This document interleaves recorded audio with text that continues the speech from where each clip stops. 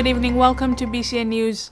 Principals from the New Zealand Pacifica Principals Association gathered in Niue this week. The meeting was a development and networking opportunity for the association members. So the New Zealand Pacific Principals have come to Niue in conjunction and aligned with the Ministry of Education here to offer professional development for the teachers in the secondary, the primary, ECE and the creche. And it's related to things that were requested by those schools in relation to their needs for professional development. Key highlights from the week have centered on language, culture and identity-based learning. So the New Zealand Pacifica Principals Association is obviously based right throughout New Zealand. We have currently about 62 Pacifica principals throughout New Zealand. And we also, we advocate for a lot of Pacifica learners and Pacifica in education right through Aotearoa, New Zealand. We also want to extend our own learning, and that's why we're here in Niue at the moment. So we're hoping to learn, and we've been learning lots from the schools here and from the teachers and the principals of Niue. But also we want to be able to share some of our own knowledge with what we've been doing in New Zealand. So the schools have asked for particular professional development, and we're up here providing that from what we do in New Zealand. I think for the New Zealand Pacifica principals, we also try and make sure that we advocate for Pacifica at policy level with the government. So we do a lot of government work. We also advocate for our teachers and for aspiring Pacifica principals. So if there are Pacifica teachers and management that want to become principals, we try and get around them and support them so that they're able to get into principalship. Niue Vanilla International has expanded its export markets, the latest being Russia. BCN News caught up with Niue Vanilla owner Stan Kaloni today at his farm. It's here on this 3-acre land in Hakupu where the vanilla plants are grown and harvested. Niue Vanilla Organic works closely with over 50 local vanilla farmers to produce premium quality vanilla beans for the international market, providing a vital income pathway for local Niuean farmers. Our customers now are spreading worldwide, and we have agents all over the world. But the latest few customers now are actually from Russia, Moscow. So we've seen consignments already to customers based in Moscow. So it's only reasonable that we also look at that market seriously for the next year or so. Amazon Australia also preparing also to have our products be sold online through Amazon Australia. And again, that is a big step forward for us, so we need to really prepare for that market, because once we actually have the products online, we've got to have the stock behind it to supply the market. The green and matured vanilla beans are sourced directly from local farmers as well as their own farms and delicately sun-cured for 4 to 5 months under strict organic guidelines before being processed and exported to global markets. There are a few people here that actually supply us with coconut husks, among other things, and we pay them cash for it. And there are also people here who also wanting to be part of the pollination team, so they can come and pollinate here on a daily basis, because we are now right in the middle of the flower season, and there's a lot of flowers coming out every day that have to be pollinated, because you can't leave them till tomorrow. They have to be done on a daily basis.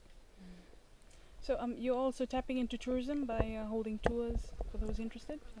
Yeah, tours also plays a big part in our operation. One is to educate people of how vanilla is actually produced, because it's very easy to buy vanilla from the shops and say they're very, very expensive. But once you see how they're produced and labor intensive they are and what's involved with farming, they appreciate more what's put into it, what sort of effort I put into it in producing the vanilla products.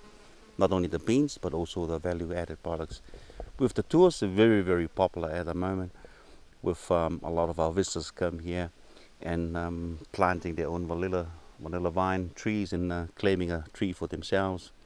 It's another way of promoting our country, and for these people to come back next year to enjoy Niue again and check on their vanilla plant.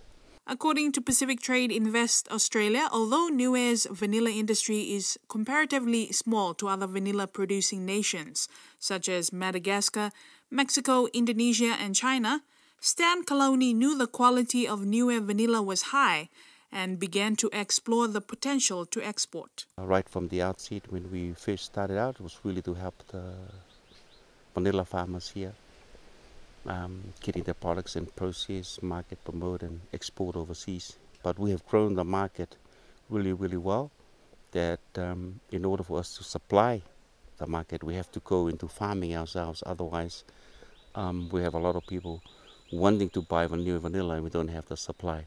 So we are in a stage now that we have expanded the farm.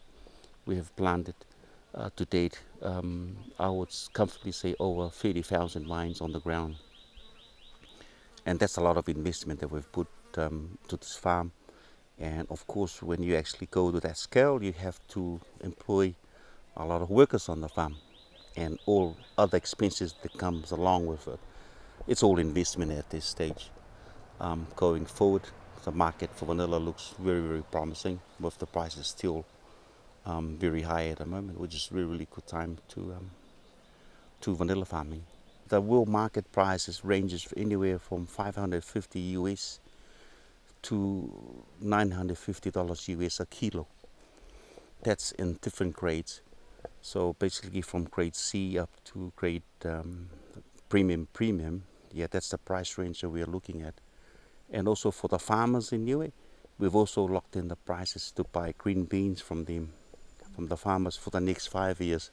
That's how confident we are that the market will stay up there, because there's a lot of problems with the vanilla industry around the world at the moment.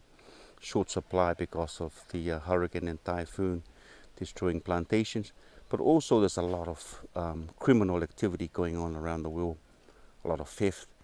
And of course, most of the products that ends up in the market, when people are stealing them and don't know how to cure them properly, are actually second grade, which is really low value. In comparison to our vanilla from Niue, it's always regarded as the highest quality people have ever experienced or ever bought. So we will continue to do what we do and maintain that quality for overseas markets and customers.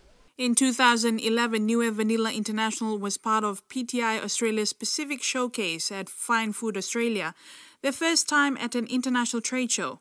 The feedback, sales, leads and exposure confirmed that they were on the right path. The learnings gained through PTI Australia's Pacific Showcase enabled Kaloni to refine their product offering and understand their export market, resulting in export sales and growth. Now, the quality of Niue's vanilla is widely recognized internationally. Niue Vanilla International export market has grown, exporting all over the world, with international businesses using it in everything from cooking to perfume. A New Zealand youth choir is expected to perform in Niue soon. This was announced by the New Zealand High Commissioner, Kirk Yates, during the Tuapa Show Day last Saturday. The next one that we're planning, my team is working with the Honourable Billy Talangi's ministry, Gayleen, Tasmania and Bertha, to host the New Zealand Youth Choir, who will be here on 11th of December, so it's a couple of months away, but there's a bit of organisation to go in there. They're arriving on a cruise boat. We don't get too many cruise ships here in Niue, but when they come, it's always interesting.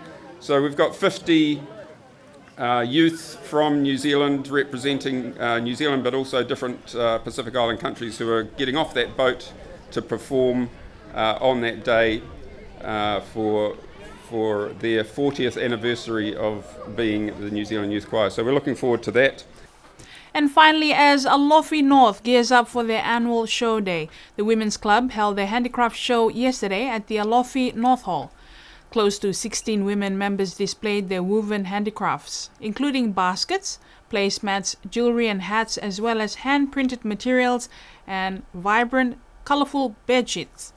President of Alofi North Women's Club, Vainga Tukuitonga, emphasized at the opening the importance of promoting handicrafts as a key income-generating project for the women. The annual show day for Alofi North will be held next Saturday. And that's BCN News for tonight. Thank you for joining us. Do join us same time next Monday. Have a good evening.